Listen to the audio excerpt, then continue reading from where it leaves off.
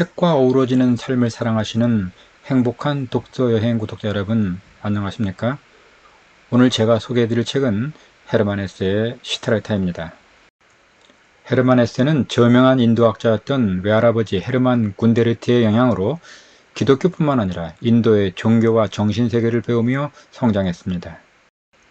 또한 인도와 중국 철학에 몰두했던 아버지 요하네스 헤세의 영향으로 그의 작품 속에는 동양의 사상들이 많이 표출되고 있습니다.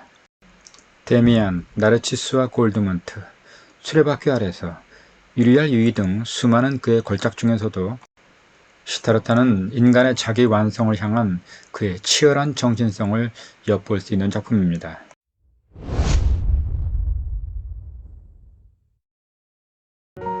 명망 있는 브라만 집안에서 태어난 시타르타는 어려서부터 뛰어난 용모와 남다른 지혜로 모든 사람들의 기대를 받으며 자라납니다.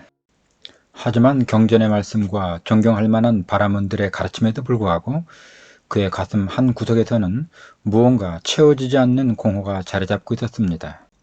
결국 시타르타는 어느 날 마을을 지나던 탁발성의 무리를 쫓아 친구 고빈다와 함께 정든 고향집을 떠나 고행을 자처하는 구도의 길로 나서게 됩니다. 속세의 거리로 나선 고행의 길에서 시타르타는 사람들이 저마다 죄의 굴레에 쌓여 고통 속에서 살아가는 것을 보았습니다. 시타르타 앞에는 오직 한 가지 목표가 있었습니다. 그것은 자신의 모든 것을 비우는 일입니다. 갈증과 소원과 꿈과 기쁨과 번뇌로부터 벗어나는 일입니다. 시타르타는 이 목표를 위해 뼈를 깎는 수행에 몰입했습니다. 자기라는 햇빛 아래서도 쏟아지는 폭우를 맞으면서도 그는 아무 말 없이 견디는 법을 배웠습니다. 호흡을 줄이는 법과 호흡을 거의 하지 않고도 버텨나가는 법을 배웠습니다. 주변의 사물을 자신의 영혼 속에 맞아들이는 법을 배웠습니다. 이 모든 수련의 목표는 오직 윤회의 고통스러운 수레바퀴에서 벗어나 영원한 해탈의 경지에 이르는 것이었습니다. 그러나 시타르타는 자신이 그토록 갈구하는 해탈에 이를 수 없었습니다. 배움과 고행을 통한 감각의 일시적 마비를 통해서 잠시 열반의 일부라고 여겼던 것이 결국은 사람이 술을 먹고 취했을 때 그가 얻게 되는 영혼의 일시적 자유함과 다를 바가 없다는 생각이 들었습니다. 자신이 그토록 매진하는 수행과 배움이라는 것도 결국은 껍데기에 불과해 자신이 윤회의 수레바퀴를 벗어나지 못한 채 그 안에서 맴돌고 있는 것일지도 모른다는 회의가 몰려왔습니다. 이렇게 두 젊은이가 수행을 한 지 어느덧 3년째 되던 무렵 그들의 귀에는 고타마라는 인물에 대한 소문이 들려왔습니다. 그 사람은 자신의 내면에서 세상의 번뇌를 극복하고 윤회의 수레바퀴를 정지시킨 세존, 부처라는 것이었습니다. 시타르타는 고빈다와 함께 세존의 더 큰 가르침을 얻기 위해 길을 떠났습니다. 마침내 세존이 머무르고 있는 사바티의 기원정사에 도착한 두 사람은 점심 한 끼를 위해 제자들과 함께 몸소 탁발에 나선 세존 고타마의 모습을 볼 수 있었습니다. 과연 고타마는 겸허한 태도로 생각에 잠긴 채 발걸음을 옮기고 있었습니다. 그의 고요한 얼굴은 즐겁지도 슬프지도 않아 보였으며 내면을 향하여 그윽한 미소를 흘려보내는 것 같았습니다.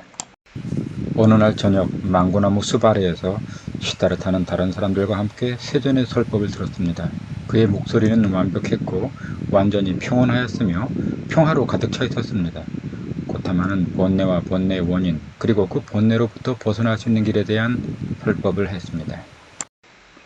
그 거룩한 세존은 부드럽지만 확고부동한 목소리로 팔정도와 사제를 가르쳤습니다.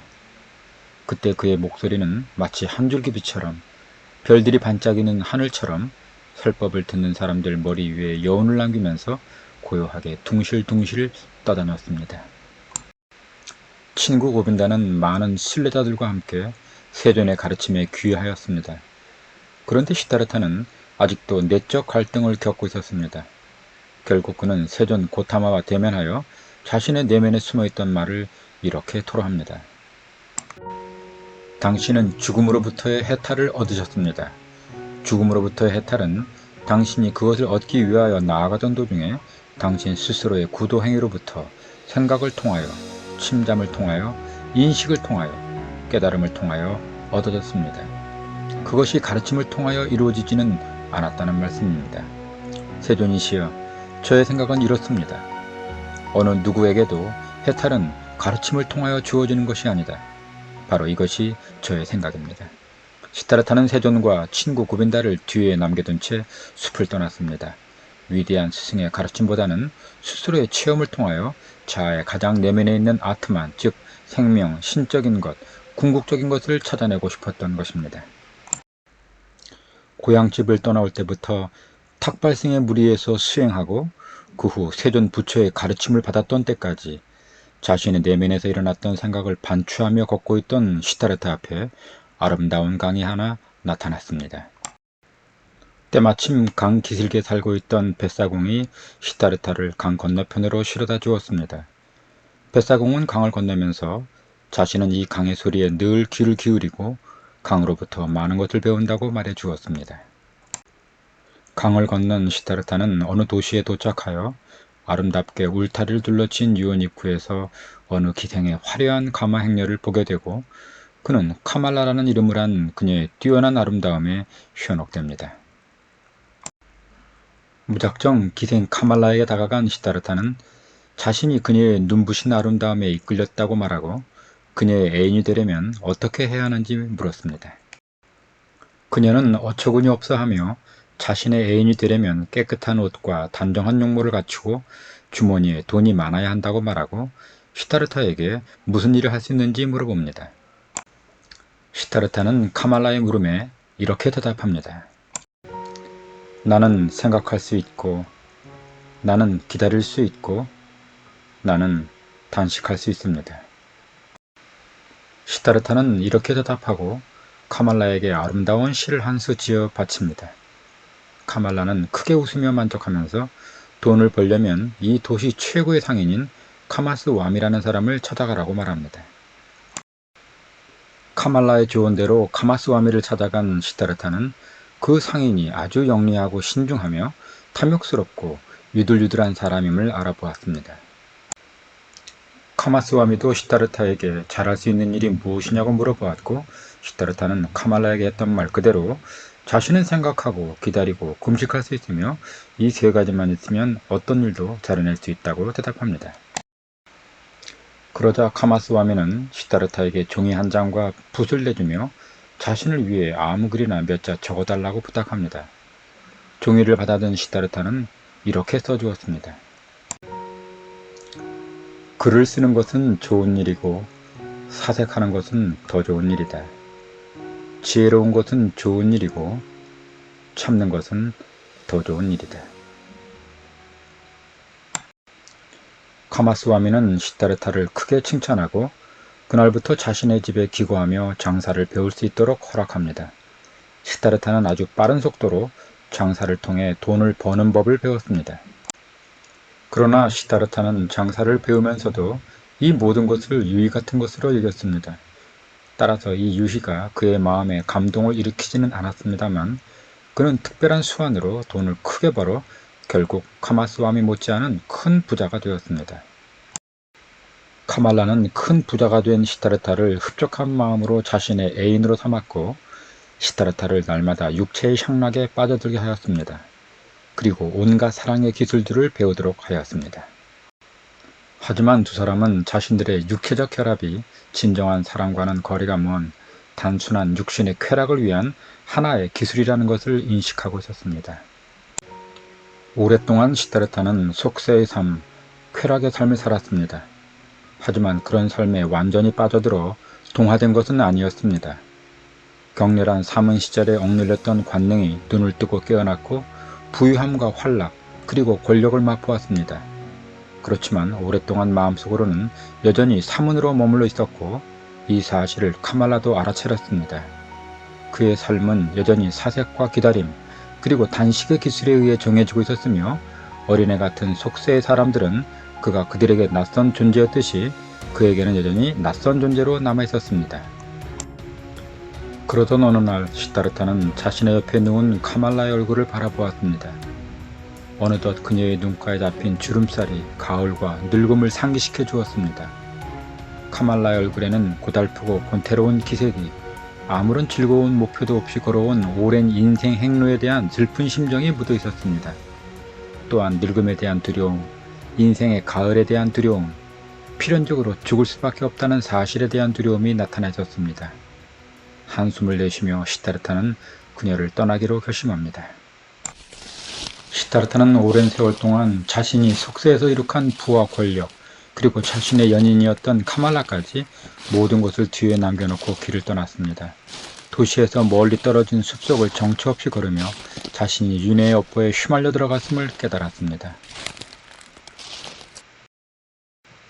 고통스러운 생각에 젖어 걷고 있던 시타르타는 숲속에 있는 큰 강가에 이르렀습니다. 그가 젊었던 시절 고타마가 사는 도시로부터 빠져나올 때 어떤 뱃사공이 건네다 준 바로 그 강이었습니다. 시타르타는 흘러가는 강물을 바라보며 자신이 오랜 세월 동안 타락에 빠져있던 치욕스러운 날들을 생각했습니다. 이제 더 이상 아무런 목적도 없고 차라리 이 수치스러운 삶을 끝장내 버리고 말겠다는 생각뿐이었습니다. 시타르타는 얼굴을 일그러뜨린 채 물속을 응시하였습니다. 그리고 거기에 비친 자기 얼굴에 침을 뱉었습니다. 극도로 지친 상태에서 그는 아래로 똑바로 떨어져 물속에 가라앉기 위하여 나무 줄기에 감고 있던 팔을 풀고 이리저리 움직였습니다. 두 눈을 감은 채 그는 죽음을 향하여 떨어질 참이었습니다.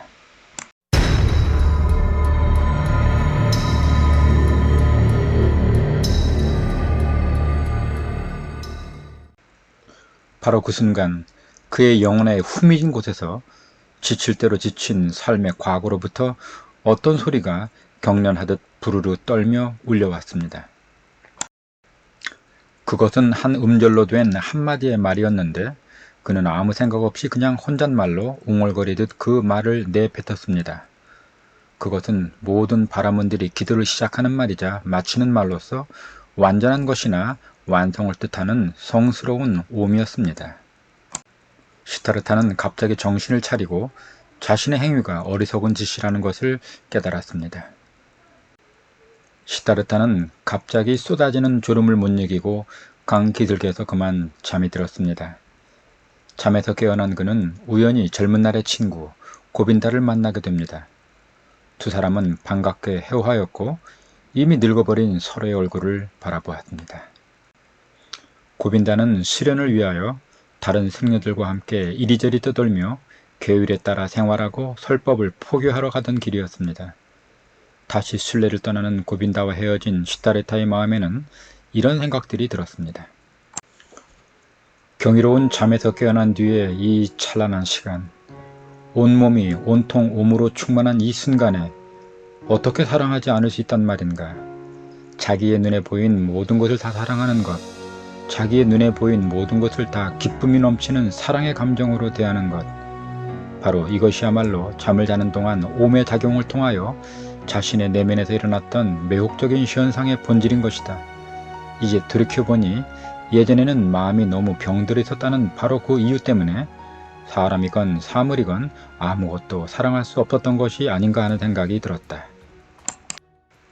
강가 나루토에서 자신을 강 이쪽으로 건네다 준 적이 있는 뱃사공 바주데바를 만난 시타르타는 강이 전하는 비밀스러운 말을 듣기 위해 바주데바의 강가 오두막집에서 그와 함께 살기로 결심합니다.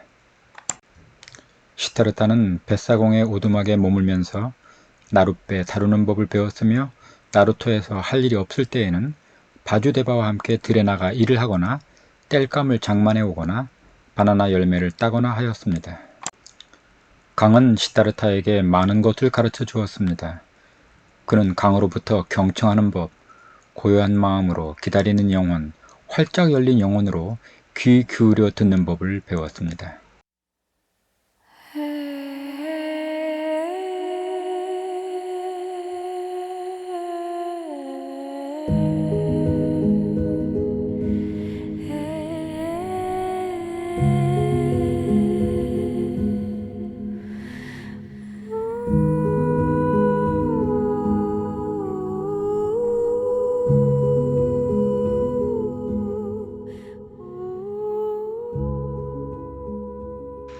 한편 시타르타가 떠나간 후 카말라는 예전의 생활을 청산하고 정원을 고타마의 승려들에게 헌납하였으며 부처의 가르침에 귀의하였습니다. 그리고 고타마의 인멸이 임박했다는 말을 듣고 아들을 데리고 길을 나섰습니다. 그 아들의 아버지는 바로 시타르타였고, 어린 아들과 함께 목적지로 가던 카말라는 시타르타가 살고 있는 강 기슭에 도착하여 배를 기다리고 있었습니다. 바로 그때 카말라는 옷자락 밑에 숨어있던 독사에게 물려 사경을 헤매게 되었고, 가까스로 바주데바의 도움으로 오두막에 옮겨졌습니다.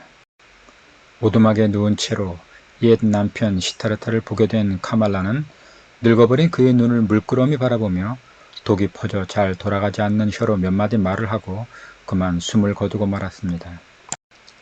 오랫동안 그는 그 자리에 앉아 영원히 잠들어 버린 그녀의 얼굴을 바라보았습니다.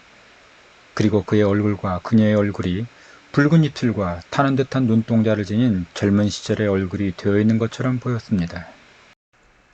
죽은 카말라의 얼굴을 바라다 보니 시타르타도 그녀의 얼굴과 마찬가지로 배지장처럼 하얗게 되고 생명의 빛을 잃은 채 거기에 누워있는 자기 얼굴도 보였습니다. 그러자 현재와 동시성이라는 감정이, 영원성이라는 감정이 그의 마음을 파고들어와 온통 가득 채웠습니다.